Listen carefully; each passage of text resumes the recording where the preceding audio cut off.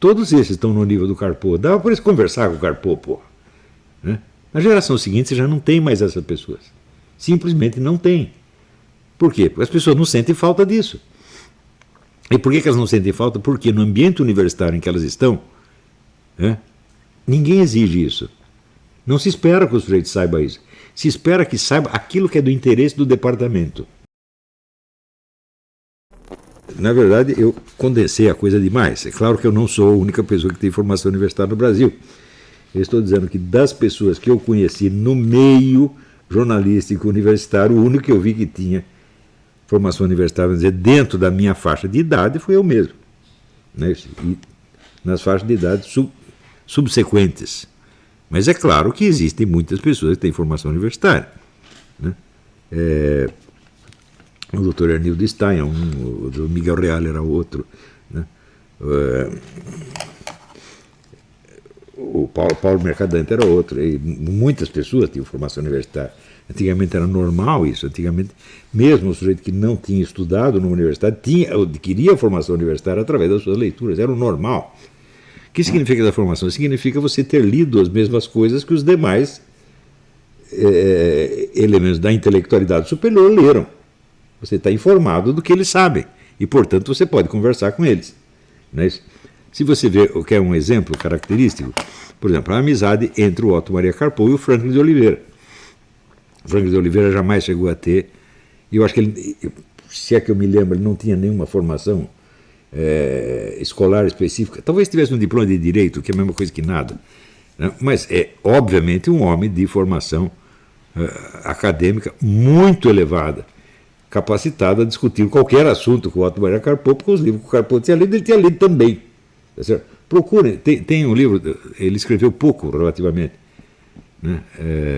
Inclusive o último livro dele foi um livro sobre a Semana de Arte Moderna, 22, Descendo o Cacete, e o livro está muito mal editado, no fim das contas, mas ele tem livros importantes. Tem um livro dele, uma coletânea de ensaios críticos, chamada Fantasia Exata. Se puderem, não deixem de ler esse livro. Você vê o que é um grande crítico literário. É um homem de uma cultura imensa, cultura literária, histórica, artística, política, científica, etc, etc.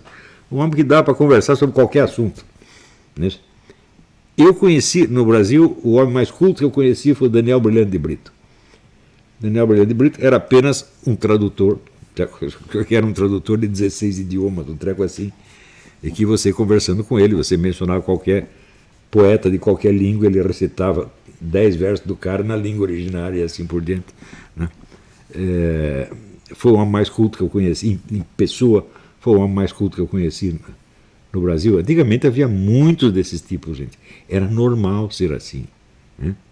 Você pega os livros de crítica literária, por exemplo, eu mencionei o Oswaldino Marx.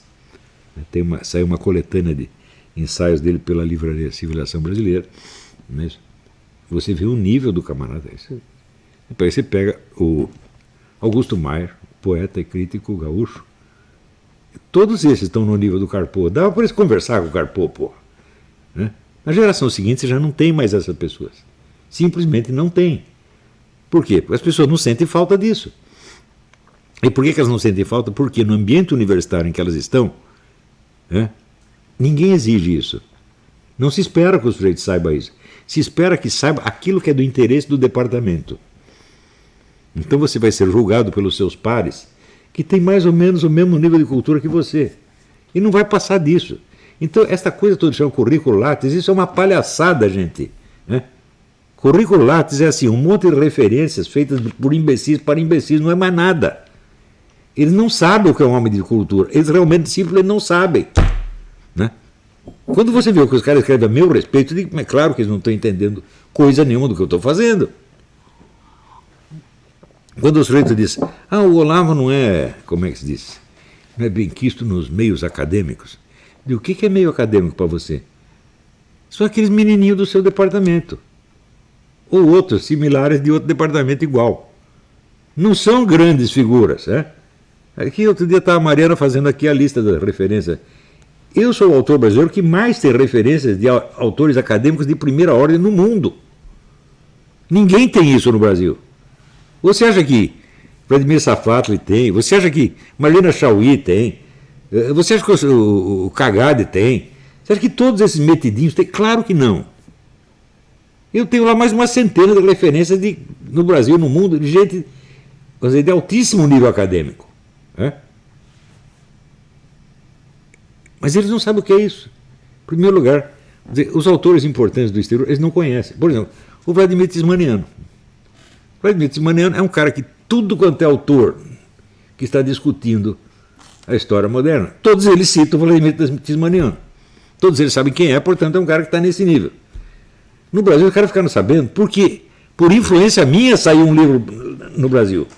Senão eles nunca teriam ouvido falar. E assim por dentro, vai lá esse negócio da poneurologia que ele estava falando. Hoje estava vendo o programa do Daniel, né? Faz comentário político, diário excelente, né? Daniel Guedes, como é? Esqueci o sobrenome. Daniel Lopes, é isso aí. Estava lá falando da poneurologia. A poneurologia está lá por minha causa. O catálogo inteiro da realização fui eu que fiz, gente. Tirando o que era os livros de ginástica, essas coisas todas, fui eu que fiz. Quer dizer, eu fui diretor editorial daquela coisa, não recebi um tostão por isso até hoje. Não recebi um muito obrigado. Porque isto é o Brasil. O Brasil é isso, é uma terra de vigarista. Tá certo? Então, eu entreguei tudo isso pronto. Falei, autores que o sujeito dono daquilo, em 20 vidas, ele não chegaria a conhecer, quanto mais a ler. Não é isso? Mas depois faz o sucesso que isso ganha dinheiro. Não estou reclamando, não preciso do dinheiro, não. Também não preciso do obrigado, é óbvio. Não sou eu que precisa disso, quem precisa disso é ele. Para ser um homem de verdade. Senão não vai chegar a ser nunca. Né? Porque qualquer coisa que eu tenha aprendido com qualquer um, eu digo obrigado. E sinto uma dívida com o cara. Se você pega o Schwon fez cachorrada comigo assim, cachorrada feia. Né?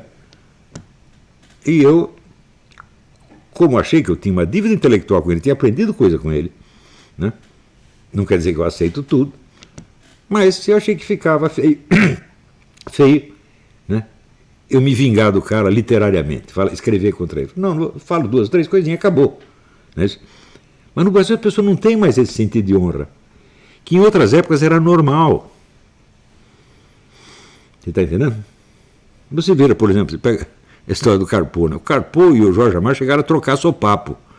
Quando que eles escreveram uma linha um contra o outro? Nunca. Então eu não vou usar o meu instrumento literário para me vingar de um cara só porque eu o detesto. Sei lá o que ele fez, mexeu com a minha mulher, pisou no meu pé, né? Sei lá, roubou minha cueca, qualquer coisa assim. Entendeu? Não vai se rebaixar esse ponto. Então, leiam os críticos literários dos anos 40, 50, 60, vocês vão entender o que é a formação universitária, porra. Né?